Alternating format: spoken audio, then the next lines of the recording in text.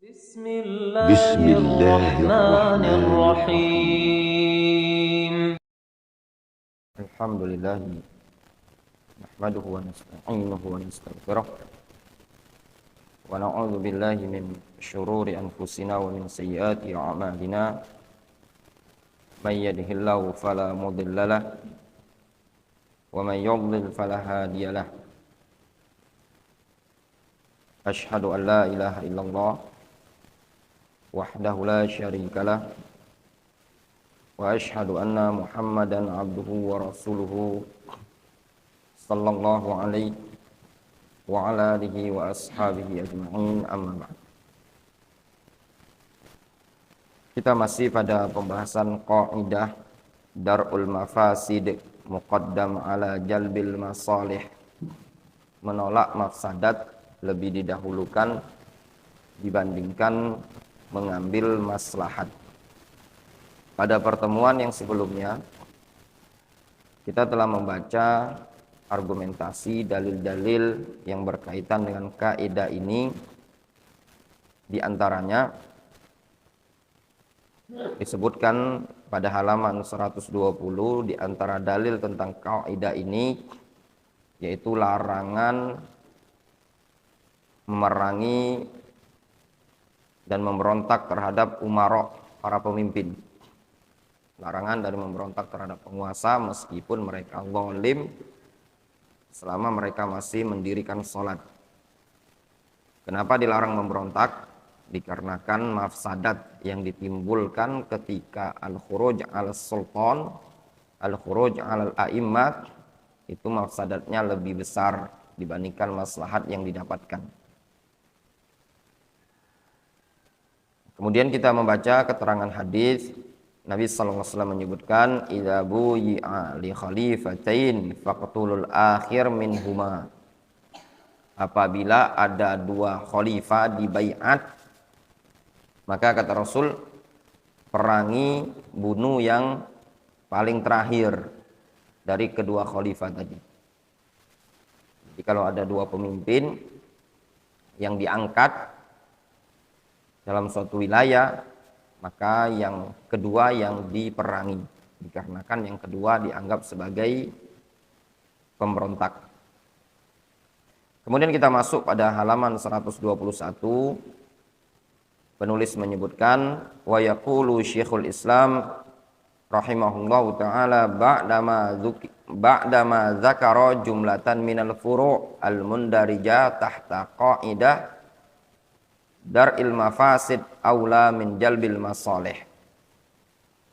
Syekhul Islam Ibnu Taimiyah, beliau setelah menyebutkan sejumlah cabang-cabang yang masuk pada kaidah dar'ul mafasid aula min jalbil masalih, beliau menyebutkan wa annahu idza ta'aradat al masalihu wal mafasidu quddimal arjahu minhuma 'alal marjuh. Beliau Ibnu Taimiyah menyebutkan bahwasannya apabila maslahat dan mafsadat ta'aradat, bertabrakan, kontradiksi, quddimal arjahu minhuma 'alal marjuh, maka kaidahnya yang lebih rajih, lebih kuat dari dua perkara tersebut, quddim, lebih didahulukan dibandingkan yang marjuh. Ada maslahat, ada mafsadat. Tidak mungkin bisa digabung. Salah satunya harus digugurkan. Mana yang lebih kuat? Maslahatnya ataukah mafsadat yang lebih kuat? Kalau dilihat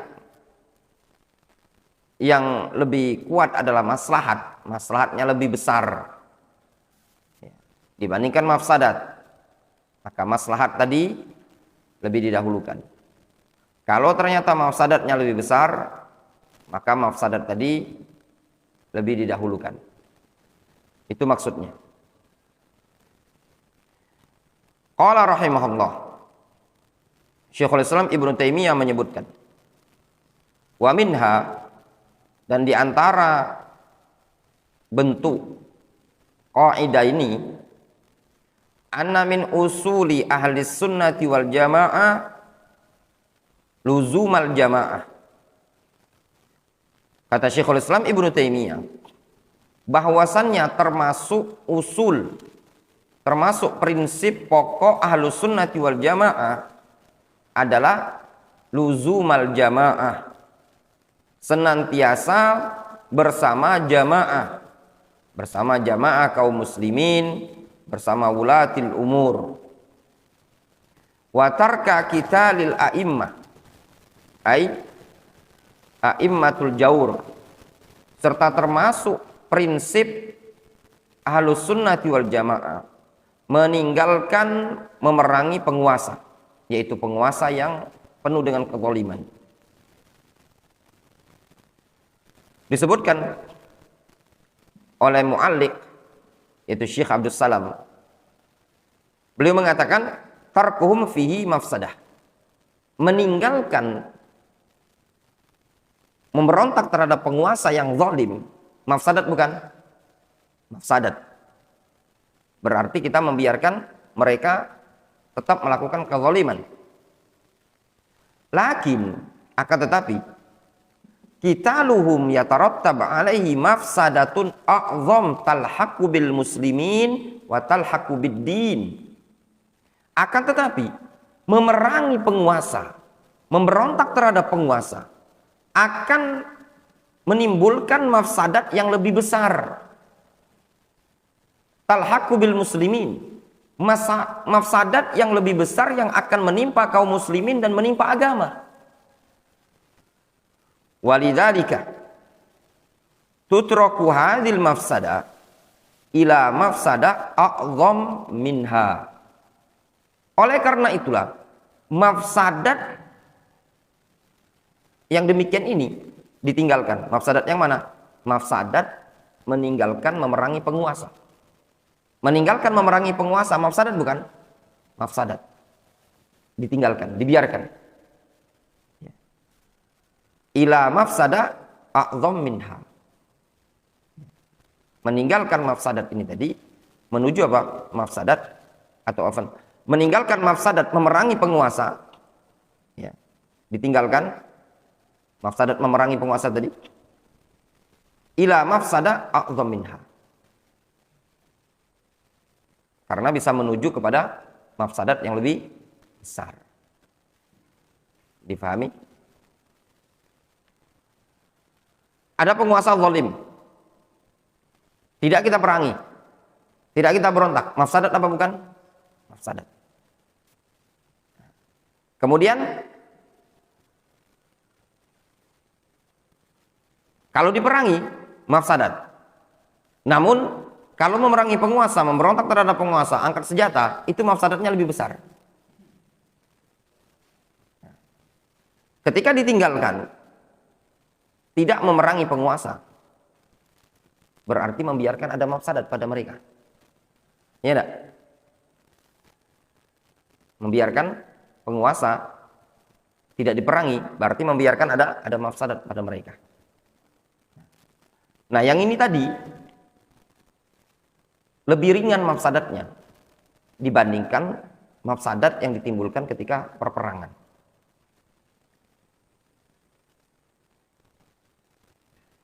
Fatatahammal al-mafsadatul adna fi muqabil al-mafsadah al-a'la. Fatatahammal, lalu mafsadat yang lebih ringan ini tadi, lebih rendah, itulah yang ditanggung, diemban. Untuk apa? Untuk melawan mafsadat yang lebih besar, lebih tinggi. Jadi untuk memerangi mafsadat yang lebih besar, kita harus menanggung mafsadat yang lebih ringan. Apa mafsadat yang lebih ringan? Tarku qital a'immah. Meninggalkan memberontak terhadap penguasa, itu mafsadat. Tapi kalau kita memberontak, mafsadatnya lebih besar lagi. Oleh karenanya, meninggalkan mafsadat qitalus sultan itu disyariatkan.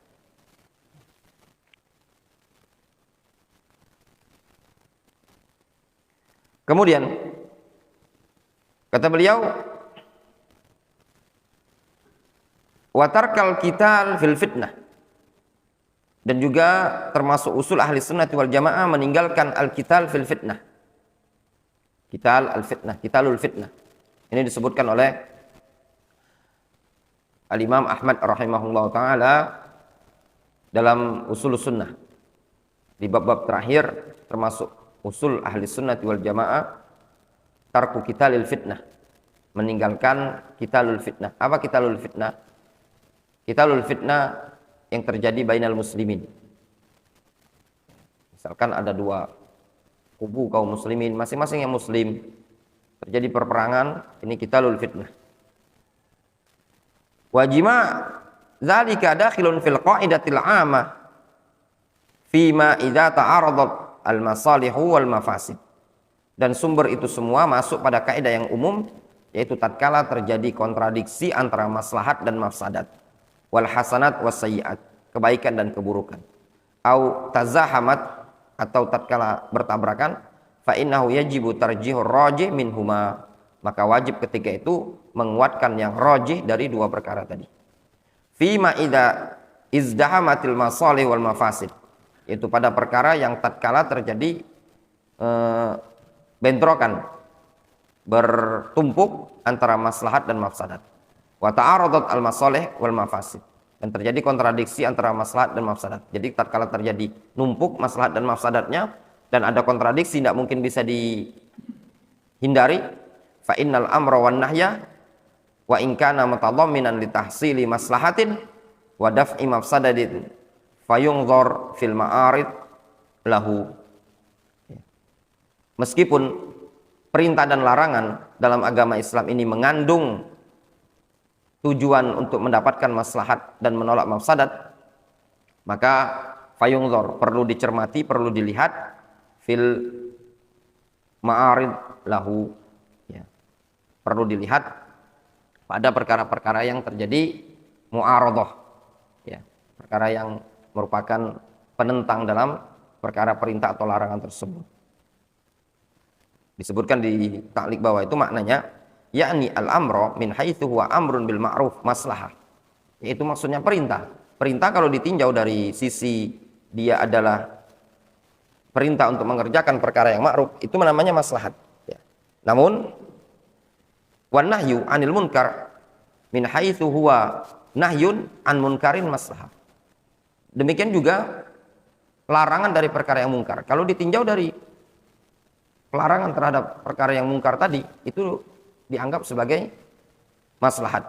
Lakin yungzor man ladzi yatarattab ala hadhil maslahah allati al amru wa man ladzi yatarattab ala hadhil maslahah allati hiya nahyu. Namun perlu dilihat, dicek apa yang akan dimunculkan dari maslahat tatkala menjalankan perintah atau maslahat tatkala meninggalkan larangan tadi. Nah, dilihat mana maslahat, mana mafsadat.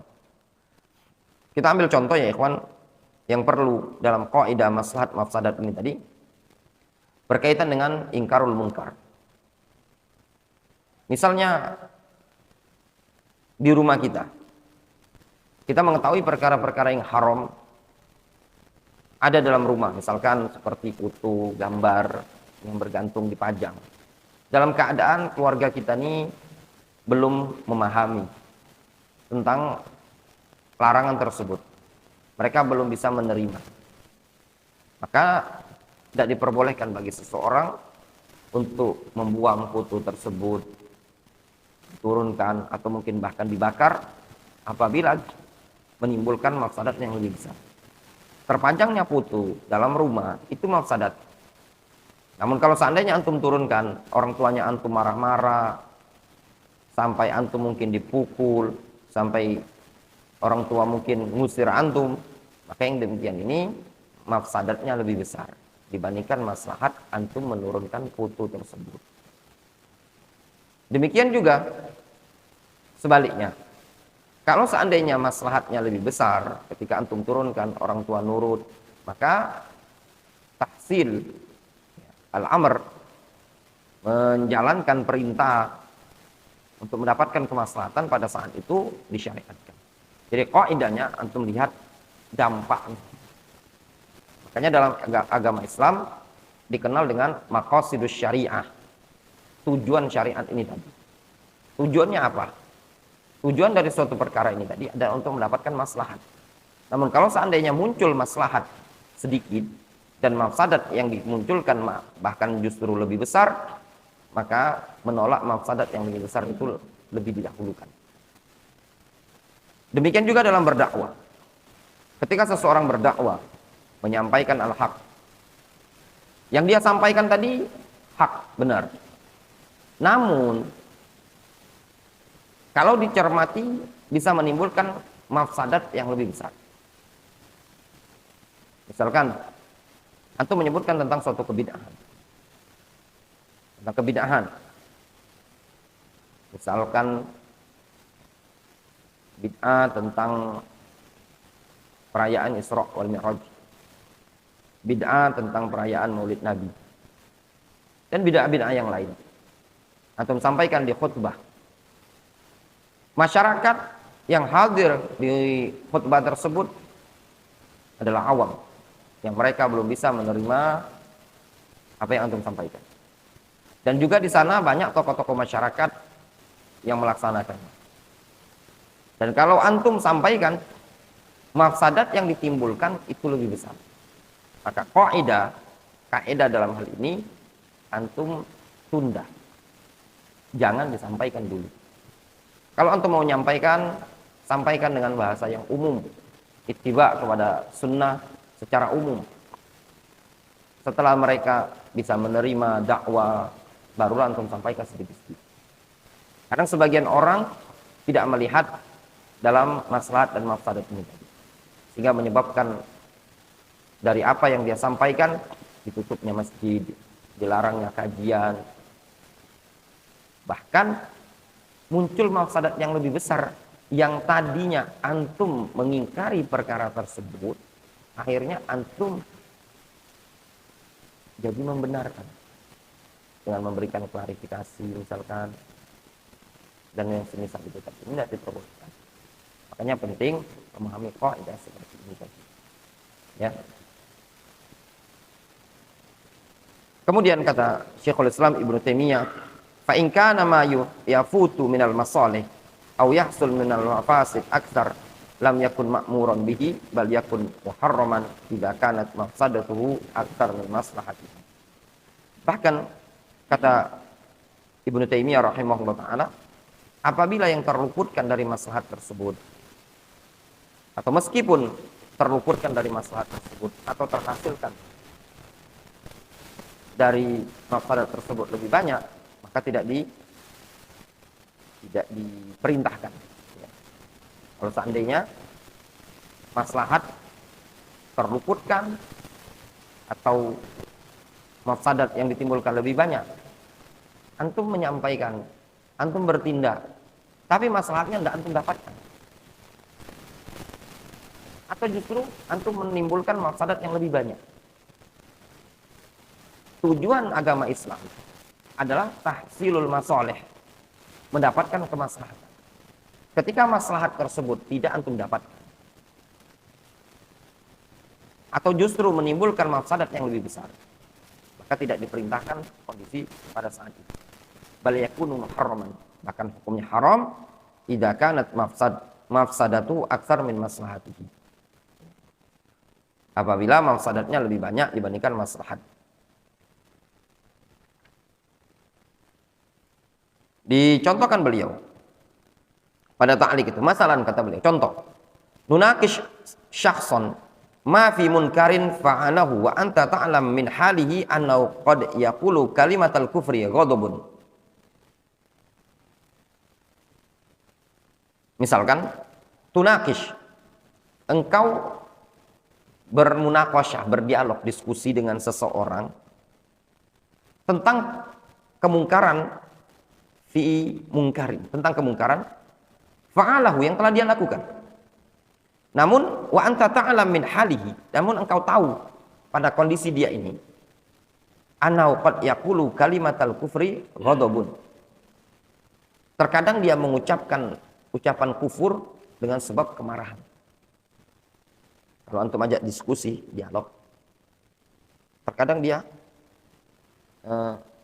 mengucapkan ucapan kufur. Atau antum tahu ini orang, kalaupun antum ajak diskusi nanti berkelit dia malah dusta. Itu apa antum ajak diskusi? Antum tahu kalaupun antum tabayun sama dia berkelit dan memungkinkan dia dusta. Maka kalau kondisi seperti ini, fa fi hadhil hala tatrukuhu. Kalau kondisi seperti ini, antum tinggalkan. Ada seorang si A bicarakan antum, begini. Kalau antum tabayuni, antum cross check, antum aja diskusi, yang ditimbulkan oleh dia berkelit, ya, dusta, atau mungkin dia marah, maka kondisi seperti ini tatruk. Antum ngapain nambahi dosa dia lagi? Ya enggak? Hatta tangzur al-waqtal munasib. Sampai engkau meninjau waktu yang cocok. Awi syakhsa al-munasib. Li amrihi wa nahyi. Atau seseorang yang memang cocok untuk memerintahkan dia atau melarang dia. Jadi antum melihat kondisinya yang mencocoki dia, atau antum meminta diwakilkan kepada orang lain yang mencocoki orang tersebut. Likai la takunu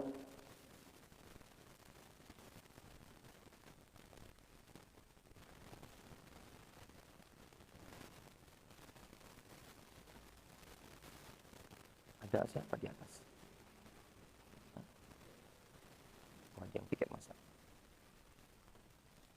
Siapa yang tiket masak?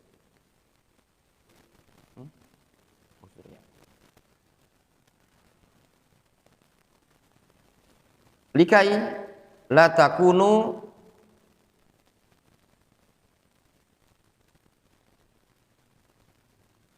tasabbabat fi syai'in a'zam min hadzal amri alladhi turidu an tasila ilaihi. Kata Syekh Abdus Salam, supaya apa? Supaya jangan sampai, atau itu la takunu tasabbabta, la takunu tasabbabta fi syai'in a'zam, supaya jangan sampai engkau menjadi sebab pada sesuatu yang lebih besar dari perkara yang engkau inginkan tercapai padanya. Ya. Jadi meninggalkan untuk munakosyah dengan seseorang yang kalau dikhawatirkan dia mengucapkan ucapan yang lebih parah, maka antum tinggalkan. Supaya apa? Jangan sampai engkau menjadi sebab sesuatu yang lebih besar dari perkara yang dia berada padanya. Niatnya antum, keinginan antum ingin mencapai tujuan, namun menjadi sesuatu yang lebih parah lagi. Itu tidak diperbolehkan.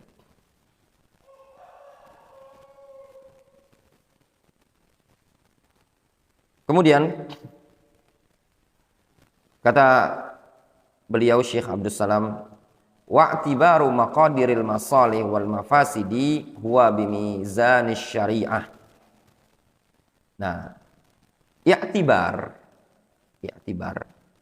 menganggap, menjadikan patokan maslahat dan mafsadat itu ditinjau dengan mizanus syariah. Jadi i'tibarnya, patokan takaran maslahat dan mafsadat tadi dikembalikan kepada apa? Mizanus syariah, timbangan syariat. Bukan dikembalikan kepada hawa nafsu wa tasyahhi. Bukan juga dikembalikan kepada apa? Perasaan. Jadi patokannya syariat. Sebab kenapa? Menurut seseorang mungkin maslahatnya lebih besar menurut dia, tapi menurut syariat maslahatnya kecil, mafsadatnya besar. Bisa jadi sebaliknya, menurut dia mafsadatnya kecil, tapi menurut syariat maslahatnya lebih besar. Jadi patokannya kepada syariat. Wa ala hadza idza kana syakhsu aw at-ta'ifah jami'in baina ma'rufin wa munkarin bihaitsu la yufarriquna bainahuma bal imma ayaf'aluhuma jami'an aw yatrukuhuma jami'an lam yajuz ayyumaru bima'rufin wala ayyunhau an munkarin bal yungdor. Maka atas dasar inilah, wa ala hadza, atas dasar ini, idza kana syakhsu, apabila ada seseorang, awit ta'ifah atau sekelompok orang, jami'in baina ma'ruf wa munkar, ada sekelompok orang yang mengumpulkan antara ma'ruf dan munkar, bihaitsu la yufarriqun bainahuma, dari sisi mereka tidak bisa membedakan antara ma'ruf dan munkar, imma yaf'aluhuma jami'an, bisa jadi mereka kerjakan semua, au yatrukuhuma jami'an, atau ditinggalkan semuanya. Lam yajuz ayyu'maru bima'ruf. Maka kondisi seperti ini tidak diperbolehkan, diperintahkan untuk mengerjakannya ma'ruf, wala yunhau an munkarin, tidak boleh juga dilarang dari mengerjakan kemungkaran, bal yungdor, bahkan perlu ditinjau. Fa in kana al-ma'ruf aksar umira bihi, kalau ma'rufnya lebih banyak maka diperintahkan yang ma'ruf. Hatta lau iltazama, hatta lau istalzama ma huwa dunahu minal munkar. Kalau ma'rufnya lebih banyak maka diperintahkan yang ma'ruf, meskipun kalau seandainya dia istalzama, menuntut untuk mengerjakan sesuatu yang lebih rendah dari situ, dari perkara mungkaran. Wala yunha an munkarin yastalzim tafwita ma'ruf a'dham min. Juga tidak diperbolehkan, dilarang dari suatu kemungkaran yang mengandung konsekuensi menghilangkan kema'rufan yang lebih besar. Di anna nahya yakunu hina idzin min babis sad an sabilillahi wasa'i fi zawali taati wa taati rasulih wa zawal fi'lil hasanat. Dikarenakan larangan tatkala itu termasuk pada bab menghalangi dari jalan Allah dan upaya untuk menghilangkan ketaatan kepada Allah dan ketaatan kepada Rasul, serta menghilangkan melakukan sekian banyak kebaikan. Wa in kana al-munkar aglab naha anhu, kalau kemungkaran lebih mendominan maka dilarang. Hatta law istalzama fawatama huwa dunahu minal ma'ruf, meskipun konsekuensinya akan terluputkan yang lebih di bawahnya dari perkara yang ma'ruf.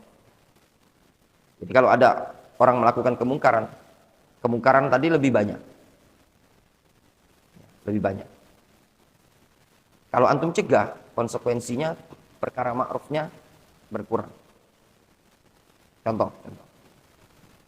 Seseorang melakukan perkara yang munkar di suatu masjid, berupa berzikir atau baca Al-Quran dengan cara yang bid'ah. Kalau kita tinjau dari perkara bid'ahnya, itu perkara ma'ruf, bukan? Tapi munkar dari kebid'ahan ini tadi lebih banyak. Antum cegah, munkar bid'ahnya lebih banyak. Antum cegah, maka ketika itu disyariatkan apa? Untuk mencegahnya. Kenapa? Karena ma'ruf yang mereka kerjakan itu lebih sedikit. Lebih banyak munkar kebid'ahan yang ada. Difahami? Wasayan fi maksiatillahi wa rasulih, dan sebagai bentuk kemaksiatan. Wa yakunul ma'ruf bidzalikal ma'ruf al-mustalzim lil munkar az-zaid alaihi amran munkaron wa sa'yan fi maksiatillahi wa rasul, sehingga memberi perkara perintah dengan melaksanakan perkara yang ma'ruf mengandung konsekuensi kemungkaran yang lebih parah dan upaya untuk bermaksiat kepada Allah dan Rasulnya. Dipahami? Atau contoh yang lain misalkan, ada suatu ma'ruf dan munkar berkumpul. Kalau dikerjakan perkara yang ma'ruf, maka kemungkaran lebih banyak. Contoh, perkara yang ma'ruf, antum dapat tawaran ceramah, berdakwah di para pengunjung diskotik. Itu Ada ma'ruf, ada munkar. Ya benar? Nah, sin dapat tawaran. Tawarannya udah ditentukan. Kalau temanya dari antum enggak masalah. Antum sampaikan haramnya khomer, haramnya zina, haramnya ini enggak masalah. Pelajaran tahsin. Ya, maslahat bukan? Maslahat. Ustaz bisa Ustaz ajari ngaji Al-Fatihah. Para pengunjung klub malam ini pengen belajar tahsin Al-Fatihah. Itu temanya. Kalau dia bilang, Ustaz bisa enggak ceramai kami? Tema bebas. Sudah. Itu jadikan yang niat antum ingkarul munkar yang pertama dan yang terakhir. Antum sampaikan tauhid, sampaikan haramnya zina, haramnya khomer, haramnya buka aurat, haramnya musik. Selama 1 jam tadi, antum ceramahlah berapi-api. Tidak diundang, tidak masalah. Berarti antum sudah iqamatul hujjah. Masalahnya besar. Ini pelajarannya tahsin Al-Fatihah. Temanya itu, jangan yang lain. Jangan dulu Ustaz, haramnya khomer, jangan haramnya zina, jangan masalah tauhid di sini banyak yang punya jimat, punya susu, haram. Kita dakwahnya pelan-pelan, tahsin dulu Ustaz. Ya. Keutamaan baca Al-Quran. Tapi kan ada mafsadat di situ. Klub malam loh Nazim. Ini enggak? Pertanyaan tuh harus tertuju pada ayu-ayu yang di depan ini tadi. Iya enggak? Nah, atau menyampaikan kalau bahasanya menyampaikan tentang cara membaca Al-Fatihah yang baik dan benar, antum dijangoinya dari depan. Mafsadat bukan? Mafsadat. Sekian banyak mafsadat. Di situ ada khomer, ada segala macam. Antum yang jelasnya juga udah berikhtilat dan yang lainnya. Dari situ antum bisa pahami tindakan sebagian orang yang ceramah di klub malam yang isinya cuma selawat, dibenarkan apakah tidak? Tidak dibenarkan. Ya, ada kan yang itu kan? Ada. Saya sebut merek. Kurang ya menyebut merek kan sekarang. Ya. Itu tindakan keliru. Bukan masalah dakwanya. Kalau dakwah itu jangankan di tempat situ. Di tempat orang yang melakukan kesyirikan, ya, diperbolehkan. Rasul berdakwah di tempat maksiat ketika itu. Kaum musyrikin kan maksiat besar. Berhala di sekitar Ka'bah itu tempat bermaksiat pada masa itu, masa jahiliyah. Tempat mereka melakukan kesyirikan. Tapi Rasul mendakwai. Apa yang didakwakan Rasul? Sesuatu yang masalahnya lebih besar. Beliau mendakwakan tauhid. Jadi dilihat mafsadat sama maslahatnya. Kalau antum lihat maslahatnya sedikit. Yang dapat hidayah kayaknya cuma pelajaran tahsin, keutamaan zikir. Atau disuruh minta ceramah tentang keutamaan rezeki yang halal. Tapi kalau antum kasih tema bebas, masalah apapun terserah antum ceramah mungkin di klub malam, ya kesempatan antum iqamatul hujjah di situ. Antum sampaikan haramnya khomer, haramnya wanita menutup aurat. Antum berapi-api, 30 menit antum ceramah aja tidak pulang. Dan pulang ternyata antum aman-aman baik. Setelah ceramah mereka bilang, mantap Ustaz. Kami kawal sampai rumah, sampai pondok pesantren. Bagus. Tapi kalau udah pulang antum sampaikan tauhid, sampai ini tadi, pulang gigi patah, pelipis, jahitan. Nah, itu namanya mafsadatnya lebih besar. Dipahami? Balik ke kaidah seperti ini. Antum diajak berdakwah atau mengajar di tempat ahlul ahwa'i wal bid'ah. Berkumpul antara itu maslahat dan mafsadat. Ya benar? Maslahat antum bisa dakwah. Mafsadat ada mafsadatnya di situ. Ya, antum harus duduk dulu dengan ahlul ahwa'i wal bid'ah. Ya enggak? Duduk, antum segala macam, nanti makan bareng, nanti antum duduk dan yang lainnya. Antum lihat maslahatnya besar apa enggak? Ternyata tema yang mau diminta keutamaan selawat kepada Nabi. Ini memang panitia ini mau cari dari kalangan salafi. Niat dan tujuannya untuk tarwij bid'atahum, untuk melariskan kebid'ahan mereka. Supaya dapat label, itu loh, fulan deh ceramah di tempat kami. Sehingga membuat orang lain tidak berani mengingkari, jadikan hujah. Antum ceramah di situ, antum sampaikan. Dan permintaannya ternyata maslahatnya sedikit. Cuma keutamaan selawat. Sedangkan banyak kemungkaran di situ. Dan antum tidak bisa mengingkarinya. Dan dampak dari ceramahnya antum, murid-muridnya antum akan membenarkan pondok pesantren yang antum kunjungi tadi. Bahkan yang tadi mungkin saudaranya antum, kawan-kawan antum dari kalangan dai yang suka mengkritisi suatu jamaah ini tadi, membuat terpatahkan atas tindakan antum. Ada maslahat, ada mafsadat, maslahat ada, mafsadat ada. Namun ternyata mafsadat lebih besar, maka tinggalkan. Difahami? Antum ceramah di tempat ahlul ahwa'i wal bid'ah. Ternyata mafsadat lebih sedikit, maslahat lebih besar. Silakan Ustaz ceramah. Apa yang mau disampaikan? Terserah. Dan antum bisa berkomitmen. Disitulah kesempatan antum bisa mendakwai, menyampaikan nasihat. Dan sempat diajak makan bareng. Padahal kaidah dalam keadaan salaf itu makan bareng sama ahlul ahwa'i wal bid'ah. Zaman dulu salaf enggak mau kan? Tapi antum di situ di ceramah itu tadi antum bisa menyampaikan tauhid. Antum bisa menyampaikan tamasuk bis sunnah. Antum sempat nyentil-nyentil bid'ahnya tadi. Mafsadat besar. Maslahatnya besar. Dan antum enggak dibonsui, enggak diperangi. Berarti di situ ada maslahat yang besar.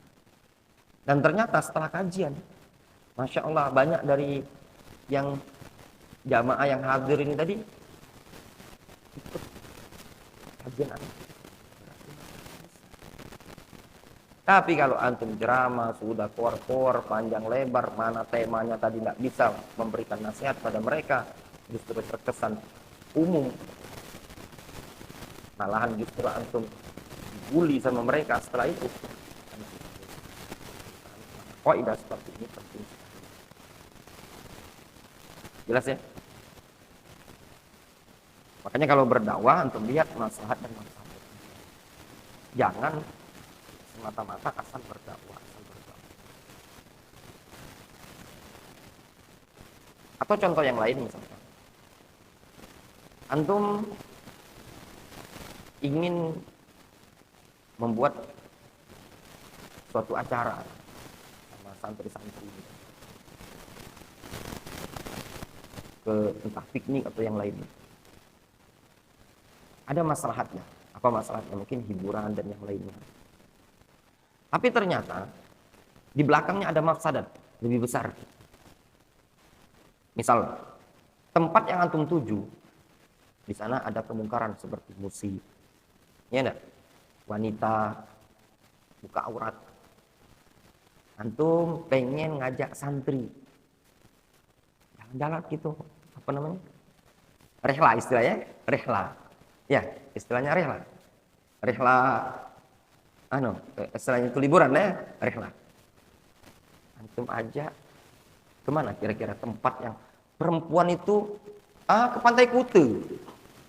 Ya apa itu? Santri. Kita tadabbur alam. Kemana? Ke Bali. Kemana Ustaz? Pantai Kute. Setuju? Setuju Ustaz. Antum di situ memungkinkan antum sambil berdakwah tadabbur alam. Santrinya antum, oh seperti itu ternyata boleh.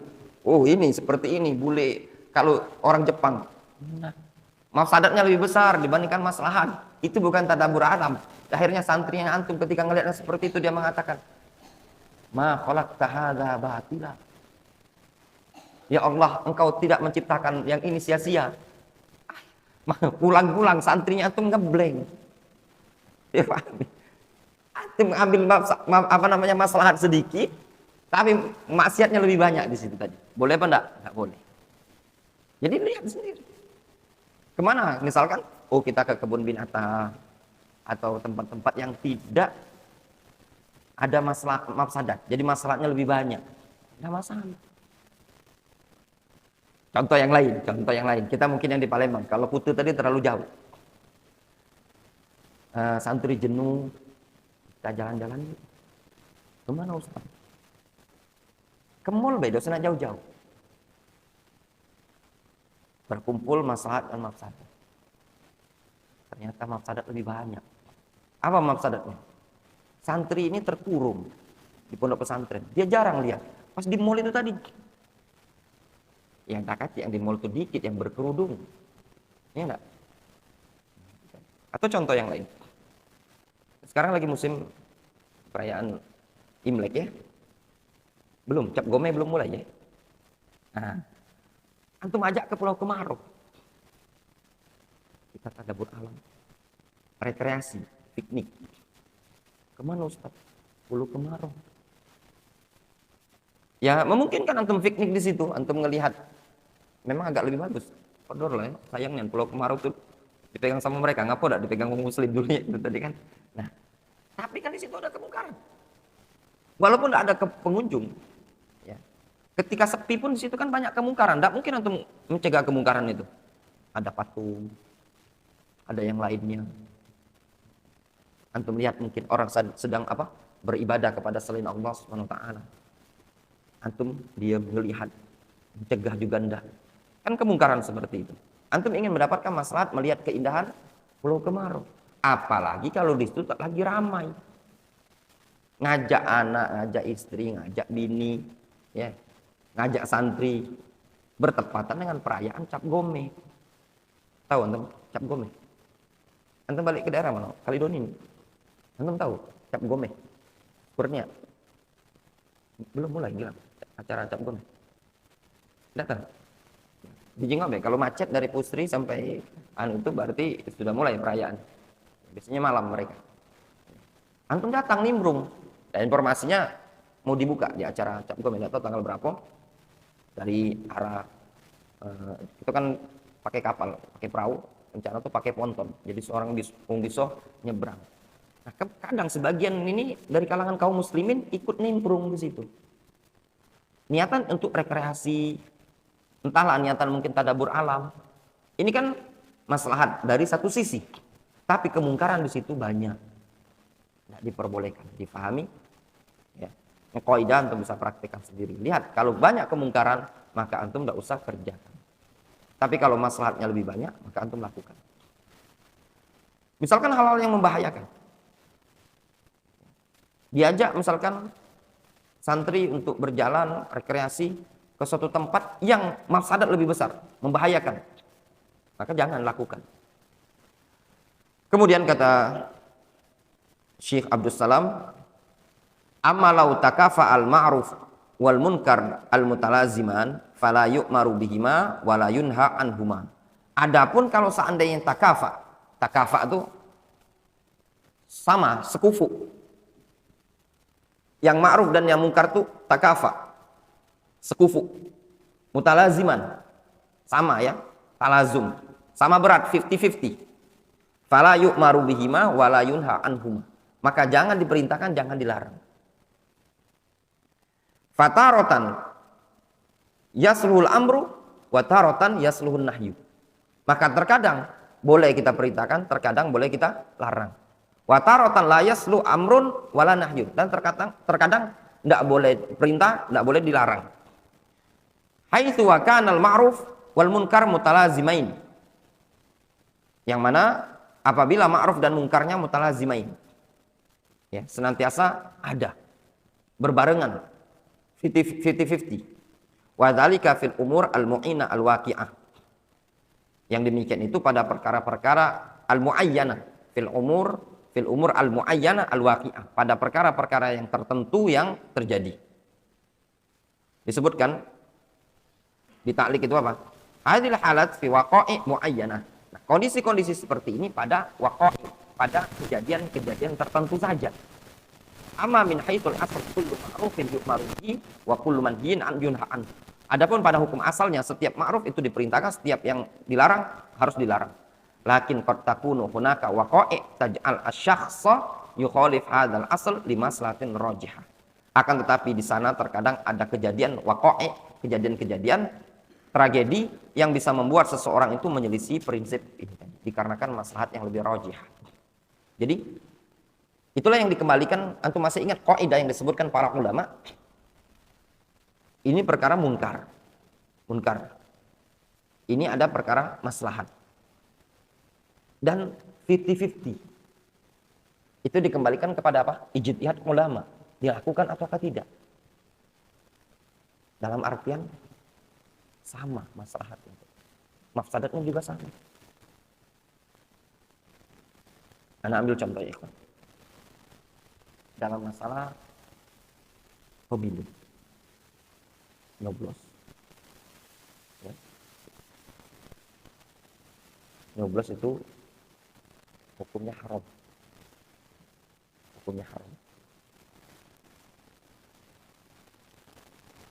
Ada dua calon, A dan B.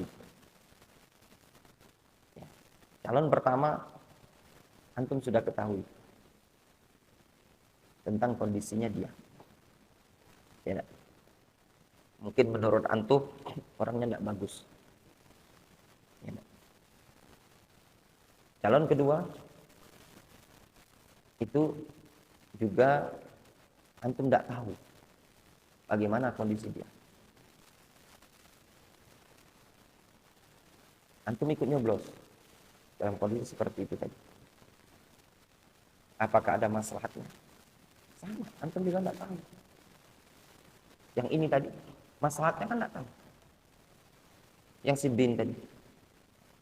Maka seperti ini untuk apa antum masuk ke situ tadi? Tapi kalau antum tahu maslahatnya, contoh, ini calon kepala desa, satu, si A. Orangnya antum tahu, pemabuk, peminum khamar, ahlul maksiat, sholat enggak. Calon kedua bernama Roni. Ikhwan antum, murid antum tahu orangnya, bagaimana orangnya. Kalau antum coblos dia, maslahat yang akan ditimbulkan rojihah. Nah yang seperti ini yang para ulama membolehkan, walaupun sebagian para ulama ada yang mengingkari. Kasus yang di Jazair yang difatwakan Syekh Albani, Syekh Ibnu Utsaimin pada masa itu, jelas satunya munkar besar, satunya itu lebih baik. Maka dibolehkan oleh sebagian para ulama ketika itu. Walaupun sebagian ada yang mengingkari. Syekh Muqbil mengingkari terang-terangan. Sampai beliau mengatakan fatwa Syekh Al-Albani khata'. Fatwa Syekh Ibnu Baz khata'. Syekh Ibnu Utsaimin khata'. Itu pada kasus Jazair. Beberapa tahun silam pada masa zamannya Syekh Muqbil masih. Nah, sekarang itu permasalahannya. Untuk kita kembalikan ini 2024. Antum kenal apa calon masing-masing ini tadi? Bukankah antum dapat informasikan dari media semua? Media mengangkat wajar, yang ini mengangkat dia, mengatakan dia baik, dekat dengan ulama, dekat ini. Yang ini belah dekat dengan komunis, ini segala macam. Katanya seperti itu. Itu semua kan media. Dipahami? Tetapi kalau nyata, ada antum di kampung, tidak usah nak presiden, masyarakat kecil. Ini calon betul-betul ahlul maksiat. Suka mabuk-mabukan, suka main perempuan. Kira kalau dia menang jadi kepala desa, itu kampungnya antum akan tiap malam organ tunggal. Dan melindungi kemaksiatan segala macam. Ini ada calon ikhwan. Dan kalau dia menang, maka maslahat yang ditimbulkan besar. Jelas. Nah, masih memungkinkan antum bisa. Tapi ini pun tidak lepas harus bertanya kepada seorang alim. Tanyakan kepada para ulama. Gimana, boleh apa tidak? Ketika mereka mengatakan, ya, tidak masalah. Diperbolehkan dalam kondisi seperti ini karena maslahat yang lebih besar. Maka antum lakukan. Jangan antum berijtihad dengan pandangan antum sendiri. Kenapa? Karena kita masih ingat ketika ada kemungkaran, kalau antum ingkari kemungkaran tadi, akan nimbul kemungkaran yang lain. Itu kan dikembalikan kepada ijtihad para ulama. Mereka yang ngerti tentang meletakkan kaidah. Jangan antum bertindak sendiri. Kenapa? Karena bisa jadi pandangan kita mungkin baik, tapi ternyata pandangan para ulama beda lagi. Tetap dikembalikan kepada orang yang lebih berilmu, bertanya kepada mereka. Itu kaidah. Dalam masalah-masalah nawazil, jangan antum tetap menghukum. Dipahami? Kalau seperti ini, ini 2024 akan ada pemilu, sama seperti itu. Si A nggak ada yang dikenal, tapi kalau yang si B ini tadi dikenal, siapa yang nyalon? Kak Doni ya Bunaya atau Pak Wahid yang nyalon? Jelas antum tahu gimana orangnya. Yang ini juga majhul, yang ini majhul, ya enggak? Antum ikut ngotor-ngotori tangan antum. Yang ini majhul hal, yang ini majhul ain. Antum tahu. Kenal dari mana antum? Dari media. Ya kalau media. Tulisan. Semua orang pasti kampanye. Tidak ada yang kampanye akan mengatakan kami akan berkorupsi banyak-banyak. Kami akan menyasarkan rakyat. Tidak ada. Semuanya kalau ketika kampanye akan memakmurkan negara, akan begini dan begini. Itulah namanya pemerintah. Orang yang ingin naik ke parlemen. Ya, dari calon-calon tersebut. Namun ketika mereka menjadi pemimpin dengan cara tersebut, kewajiban kita asam wa ta'ah, mendengarkan taat. Dipahami? Coba bangunkan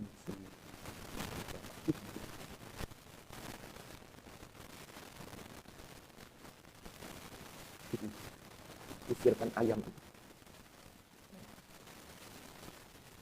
Benci nggak antum ayam? Usirkan ayam.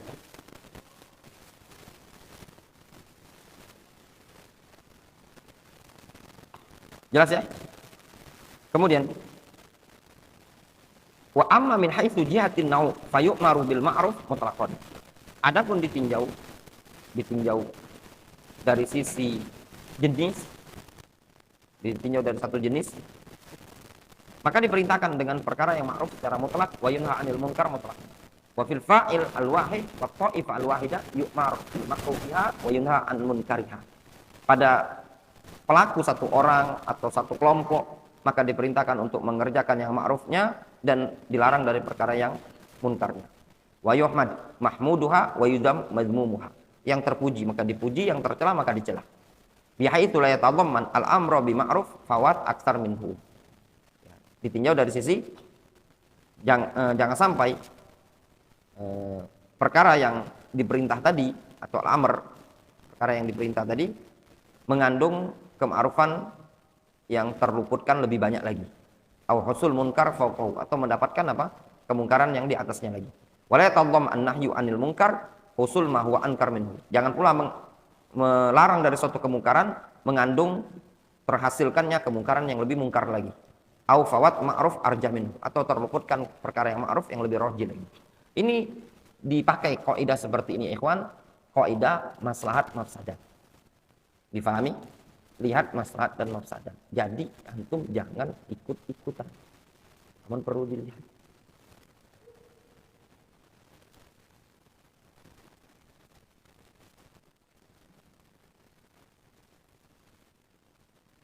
Contoh yang lain dalam kehidupan berkaitan dengan kaidah seperti ini. Dalam kehidupan sehari-hari. Misalkan dalam penggunaan misalkan asuransi atau istilah dikenal dengan BPJS. Di situ kalau ya. Nah, sampai sekarang alam baru wacana katanya kalau tidak ada kartu BPJS segala macam susah untuk transaksi. Katanya seperti itu ya. Ini buat itu. Ya wacana seperti itu, tapi secara prakteknya sampai saat ini kartu BPJS juga masih katanya tidak bisa beli tanah, jual beli rumah yang bersertifikat segala macam harus pakai kartu itu, tapi kenyataannya juga masih bisa. Kalaupun seandainya terjadi, itu kan antum daftar BPJS, bayar bulanan rutin, Itu kan Anda tahu sendiri kan kemungkaran ada di situ. Goror ada gitu lah Pak Wid. Itu kan mafsadat kan, mafsadat. Tapi kalau ndak antum ikuti, akan terluputkan sekian banyak maslahat. Misalkan maslahat mau buat akte, mau buat nikah, ngurus surat sertifikat, misal. Atau bahkan ndak bisa, katanya juga wacana katanya juga masalah haji dan umroh, syaratnya harus ada kartu BPJS. Berarti kan banyak maslahatnya kan terluput. Kalau antum tidak daftar BPJS, maslahat banyak yang akan terluputkan. Maka ketika itu antum daftar BPJS. Bayar. Ya sudah, antum minta kepada Allah SWT sebagai gantinya tadi. Kalaupun memang terjadi. Difahami? Itu contoh dalam penerapan kaidah seperti ini. Tapi kalau ternyata misalkan belum terlalu dibutuhkan, berarti maslahat masih bisa antum dapatkan tanpa harus mengerjakan sesuatu yang munkar ini tadi. Maka antum kerjakan maslahat tanpa harus mengerjakan perkara yang munkar. Jelas Pak Wahid? Sekarang contoh, masih bisa aktivitas tanpa harus iuran BPJS, ternyata masih bisa. Ya sudah, nggak usah pakai BPJS. Seperti itu. BPJS itu ya ikhwan, dirinci, itu namanya asuransi. Tidak haram secara mutlak. Yang rincian yang paling bagus, sebatas yang Anda tahu, ingat bahasa sebatas yang Anda tahu. Rincian yang disebutkan oleh Syekh Sulaiman Rohaili. Ada di YouTube, dia merinci berkaitan dengan takmin as-sihhi, asuransi kesehatan. Intinya beliau merinci kesimpulannya. Hukum asal tidak boleh. Dibolehkan kapan? 1. Apabila seseorang kerja di suatu lembaga, perusahaan, atau yang semisalnya, syarikah ini tadi, punya ketetapan menjamin tenaga kesehatan. Tapi kadang perusahaan itu tidak mau menjaminkan dari duit perusahaan. Tapi dengan cara apa? Dimasukkan sama dia ke asuransi. Dengan cara dipotong sedikit-sedikit gaji tadi. Itu diperbolehkan dipakai. Sebenarnya jaminan itu ditanggung perusahaan. Tapi perusahaan itu tidak mau rugi. Ya, membebankan kepada karyawannya. Yang kedua kata beliau, apabila tidak dilayani lagi berobat kecuali dengan cara asuransi BPJS, maka silakan BPJS. Ketiga yang disebutkan oleh beliau, apabila pemerintah memaksa harus, maka boleh BPJS. Yang keempat, apabila tidak mungkin lagi dengan cara biasa, melainkan dengan cara BPJS dikarenakan kondisi keuangan tidak memungkinkan, maka diperbolehkan. Ini nak operasi pokoknya, duit tidak ganti. Tidak ada cara lain kecuali dengan BPJS. Dalam rangka menolak madarat, menyelamatkan nyawa, maka diperbolehkan. Dipahami? Itu kondisi rincian yang antum lihat. Video sekitar, kalau tidak salah sekitar 13 menit atau 15 menit. Ya, yang dijelaskan oleh Syekh Sulaiman Ar-Rohaili. Itu rinciannya. Ya. Jadi kalau yang PNS, yang ditanggung perusahaan dan yang lain itu tidak masalah. Ya. Yang ditanggung pemerintah, KIS juga tidak masalah. Nah, yang jadi masalah itu yang kita masih ngiur. Yang iuran, misalkan anak kan tidak ditanggung perusahaan mana? Atau anak juga tidak ditanggung negara KIS. Kalau anak KIS punya, dapat dibagikan di dusun, di kampung. Tapi tidak tahu masih hidup apa enggak. Cuma pernah pakai sekali waktu dulu masih musim pandemi yang dulu pernah masuk rumah sakit. Kalau itu dibayarkan pemerintah.